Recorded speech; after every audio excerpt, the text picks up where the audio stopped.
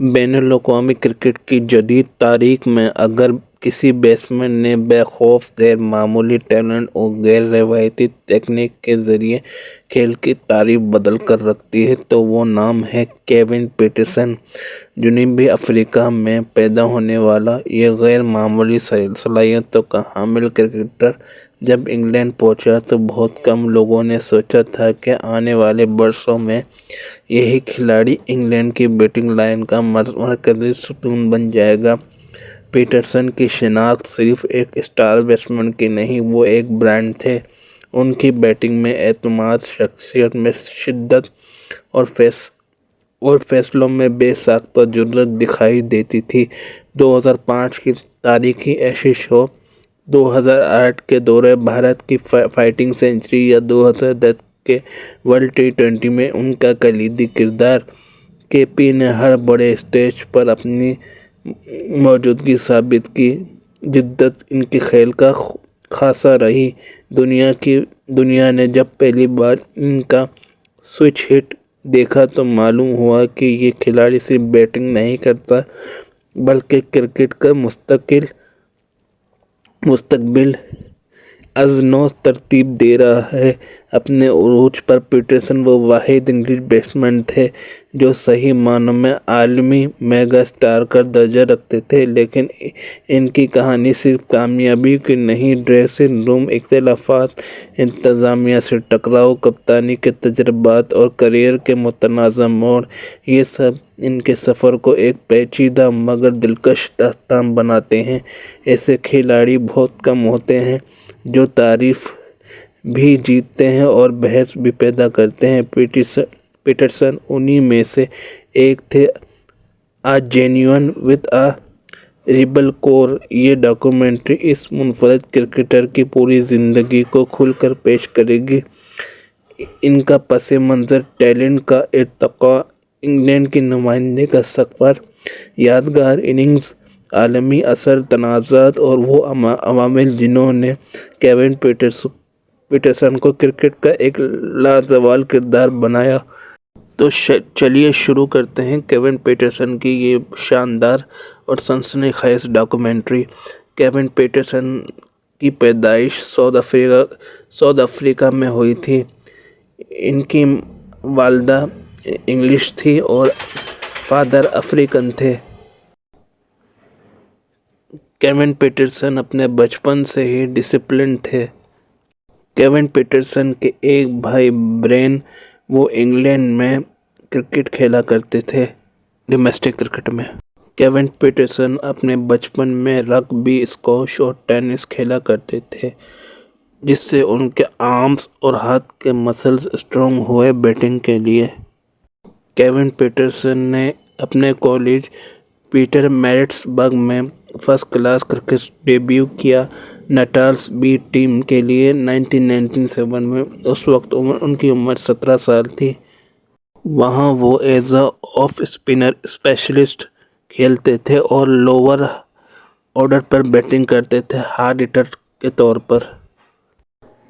کیون Pietersen 2 seasons کے بعد England چلے گئے اور کینیا کے لیے بطور اوورسیز پلیئر 5 ماہ کا عرصہ گزارا، جہاں انہوں نے کلب کو برمنگھم اور ڈسٹرکٹ پریمیئر لیگ 2000 جتانے میں مدد دی۔ وہاں سے واپسی پر کیون پیٹرسن واپس نیٹل ٹیم میں شامل ہوئے اور وہاں رہ کر انہوں نے اپنی بیٹنگ صلاحیتوں کو مزید نکھارا۔ کیون پیٹرسن کو اسکول کرکٹ فیسٹیول میں کھیلتے دیکھنے کے بعد کلائیو رائس نے انہیں نوٹنگھم شائر کاؤنٹی کرکٹ کلب کے لیے دستخط کرنے کی دعوت دی۔ پیٹرسن نے بغیر کسی ہچکچاہٹ کے دعوت قبول کر لی، کیونکہ وہ اعلیٰ معیار کی کرکٹ کھیلنے کے لیے بے حد پرجوش تھے اور اس کوچ کے تحت کھیلنے کا موقع چاہتے تھے جن کی وہ بے حد عزت کرتے تھے۔ اس وقت وہ اپنے ملک کو چھوڑ دینے کے بارے میں سوچ ہی نہیں رہے تھے۔ انہیں اس وقت یہ خیال بھی نہیں آیا کہ ایک دن انہیں یہ فیصلہ کرنا پڑے گا۔ 1999 میں نیٹل کی ٹیم کے لیے کھیلتے ہوئے ناصر حسین کی انگلینڈ ٹیم کے ارکان کو کیون پیٹرسن نے بہت متاثر کیا۔ اس نے 4 ٹاپ آرڈر وکٹیں حاصل کی اور 90 نمبر پر بیٹنگ کرنے کے باوجود 57 گیندوں پر ناقابل شکست 61 رن بنائے، جن میں 4 چھکے شامل تھے۔ حسین نے پھر پیٹرسن کو مشورہ دیا کہ وہ کسی انگلش کانٹری ٹیم کے ساتھ معاہدہ کرے۔ ناصر حسین کی اور انگلینڈ کرکٹ ٹیم کی تعریف کے باوجود پیٹرسن نے دعویٰ کیا کہ وہ نیٹل کی فرسٹ کلاس ٹیم سے باہر کر دیے گئے۔ پیٹرسن کا خیال تھا کہ یہ ملک کے نسلی کوٹا نظام کی وجہ سے ہوا، جس میں صوبائی ٹیموں کو کم از کم 4 سیاہ فام کھلاڑی شامل کرنا ضروری تھا۔ پیٹرسن کا نظریہ یہ تھا کہ کھلاڑیوں کو ان کی مہارت کے مطابق پرکھنا چاہیے، اور انہوں نے اسے دل توڑ دینے والا قرار دیا جب انہیں ٹیم سے باہر رکھا گیا۔ حالانکہ بعد میں انہوں نے سوچا کہ یہ سب سے بہتر چیز تھی جو ہو سکتی تھی، تاہم 1999 اور 2000 کی سپر اسپورٹ سیریز میں 4 میچوں میں پیٹرسن نے صرف 10.75 کی اوسط سے بیٹنگ کی اور 10 وکٹیں حاصل کی، جس پر 37.50 رنز خرچ ہوئے۔ نیٹل کی ٹیم نے اپنی جگہ برقرار رکھنے کے لیے کافی نہیں تھی یہ پیٹرسن کی پرفارمنس۔ اس کے باوجود پیٹرسن نے بعد میں کوٹا نظام پر سخت تنقید کی، جس کے بارے میں وہ محسوس کرتے ہیں کہ اس نے انہیں اس کی پیدائشی ملک سے باہر کرنے پر مجبور کر دیا۔ انہوں نے 2003 میں جنوبی افریقہ کی ٹیم کے کپتان بننے والے گرام اسمتھ پر بھی تنقید کی، انہیں بالکل احمق، بچکانہ اور عجیب قرار دیتے ہوئے کہا کہ ان کا رویہ کافی کچھ خواہشات کے لیے چھوڑ دیتا ہے۔ اسمتھ نے اس کا جواب دیتے ہوئے کہا کہ میں اپنے ملک کے لیے جب حب الوطنی محسوس کرتا ہوں اور اسی وجہ سے مجھے کیون پیٹرسن پسند نہیں۔ واحد وجہ جس کی بنا پر کیون اور میرے درمیان کبھی تعلقات قائم نہیں ہو سکا وہ یہ ہے کہ اس نے جنوبی افریقہ پر تنقید کی۔ پیٹرسن کے کھلے خیالات جو ان کی کراس دی باؤنڈری میں ستمبر 2006 میں شائع ہوئے اور جنوبی افریقہ کے GQ میگزین کے لیے ایک انٹرویو میں بھی بیان ہوئے۔ سن 2000 میں نوٹنگھم شائر کے کوچ کلائیو رائس، جنہوں نے 1997 میں جنوبی افریقہ میں اسکول ویک کے دوران پیٹرسن کو کھیلتے دیکھا تھا، سنا کہ پیٹرسن کینیا کرکٹ کلب کے لیے کلب کرکٹ کھیل رہے ہیں اور انہیں کاؤنٹی کے لیے کھیلنے کے لیے 3 سال کا معاہدہ پیش کیا۔ ان کا پہلا first class century Nottingham shire میں ڈیبیو میچ میں UCCE کے خلاف آیا۔ اپنے پہلے سیزن میں انہوں نے 1275 رن بنائے، جن کی شاندار بیٹنگ اوسط 57.95 تھی، جس میں جولائی میں ڈربی میں جان موریس کے ساتھ چھٹی وکٹ کے لیے 312 رنز کی ناقابل شراکت میں 218 رن بھی شامل تھے۔ اس سے پہلے پہلی اننگ میں وہ LBW پر 0 پر آؤٹ ہوئے تھے۔ ان کارکردگیوں کو وزڈن کرکٹر المنیک میں سراہا گیا۔ پھر اس کے بعد پیٹرسن نے پیچھے مڑ کے نہیں دیکھا۔ پھر کیا تھا، ان کی فارم اسی سال جاری رہی اور انہوں نے ایک اور ان بیٹن ڈبل سنچری بنا ڈالی مڈلسیکس کے خلاف۔ اسی سال اگست کے مہینے میں انہوں نے ایک ویک کے اندر 4 سنچریاں بنا ڈالی اور دنیائے کرکٹ کو حیران کر دیا۔ کیون پیٹرسن نے 2003 میں 1545 رنز فرسٹ کلاس رنز اور 764 لمیٹڈ اوورز کرکٹ میں رنز بنائے۔ کیون پیٹرسن کو 2003-2004 ECB national academy tour of India کے لیے سلیکٹ کر لیا گیا۔ وہاں انڈیا کے ٹور پر کیون پیٹرسن نے 523 رن اسکور کیے، جس میں 3 سنچریاں فرسٹ کلاس اننگ کی شامل تھی۔ ایوریج تھی 104.60 اور انہوں نے 131 رن بھی بنائے انڈیا A کے خلاف بنگلور میں۔ جب نوٹنگھم شائر کو 2003 میں اعلیٰ درجے سے نیچے بھیج دیا گیا تو پیٹرسن نے اپنے معاہدے سے ریلیز کی درخواست کی، کہتے ہوئے کہ میں کچھ عرصے سے خوشی محسوس نہیں کر رہا۔ بعد میں میڈیا میں یہ بات شائع ہوئی کہ کلب کے کپتان کے ساتھ جیسن گلیسپی کا عوامی جھگڑا ہوا تھا، جہاں پر ان کے کپتان گلیان نے پیٹرسن کا کٹ ٹرینٹ برج کی بالکونی سے پھینک دیا اور ان کا بیٹ بھی توڑ دیا تھا۔ میچ کے دوران میں نے کپتان سے کہا کہ میں اس کلب میں خوش نہیں ہوں اور میں ٹیم چھوڑنا چاہتا ہوں۔ میچ کے بعد ہم نے ڈریسنگ روم میں بات کی اور پھر میں کھانے کے لیے گیا۔ مجھے ایک کال آئی کہ کپتان نے میرا ساز و سامان برباد کر دیا ہے۔ مجھے بتایا گیا کہ کپتان نے کہا تھا کہ اگر وہ نارتھس کے لیے کھیلنا نہیں چاہتا تو وہ چلے جائے۔ میں نے اس کے بعد گلیان سے کبھی بات نہیں کی اور نہ ہی مجھے کوئی معافی ملی، یہ کہنا تھا کیون پیٹرسن کا اپنے ایک انٹرویو میں۔ دل نہ مانتے ہوئے بھی کیون پیٹرسن کو ناٹنگھم شائر میں اپنے معاہدے کا آخری سال مکمل کرنا پڑا، لیکن ان کو اس کا مزہ نہیں آیا۔ بے دلی سے انہوں نے یہ سال مکمل کیا۔ انگلینڈ کاؤنٹی سطح پر 4 سال کھیلنے کے بعد کوالیفائنگ مدت مکمل ہونے پر کیون پیٹرسن کو 2004 میں زمبابوے کے خلاف اپنے بین الاقوامی ڈیبیو کے لیے تقریباً فوراً منتخب کیا گیا، لیکن کیون پیٹرسن کو بھی اور انتظار کرنا تھا۔ زمبابوے کے دورے کے دوران کئی کھلاڑیوں نے زمبابوے کے حکومتی نظام، ملک میں سیکورٹی کے مسائل اور زمبابوے ٹیم کے معیار کے حوالے سے اپنی تشویش ظاہر کی۔ اسٹیو ہارمیسن سب سے پہلے سیاسی اور کھیل کی وجوہات کی بنا پر اس دورے کا بائیکاٹ کرنے والے تھے، اور آن لینڈر اینڈی فلیٹنو کی بھی رپورٹ آئی کہ وہ اخلاقی موقف اختیار کرنے پر غور کر رہے ہیں۔ انگلینڈ کے سلیکٹرز کے چیئرمین ڈیوڈ گراؤنی نے ان الزامات کی تردید کی کہ سلیکٹر ایسے کھلاڑی کو ٹیم سے باہر کریں گے جو زمبابوے کے دورے سے ناخوش ہیں اور ان کی غیر موجودگی کو چوٹ کے باعث ظاہر کریں گے۔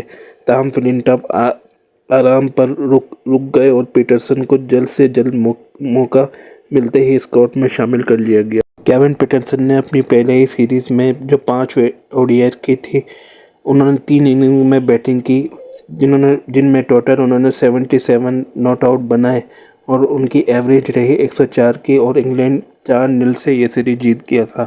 پھر آیا وہ دورہ جس میں کیون پیٹرسن کو KP کی پہچان دی، مطلب ساؤتھ افریقہ کا دورہ۔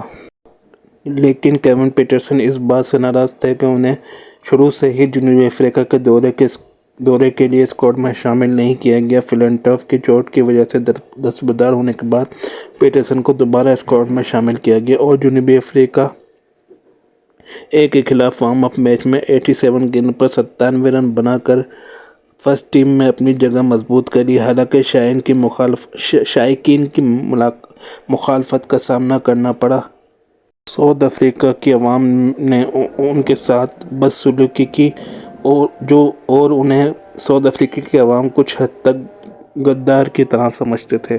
پیٹرسن اپنے بیان میں کہتے ہیں، مجھے معلوم تھا کہ مجھے بہت تنقید کا سامنا کرنا پڑے گا ساؤتھ افریقہ ٹور پر، لیکن میں اس کے لیے مینٹلی تیار تھا۔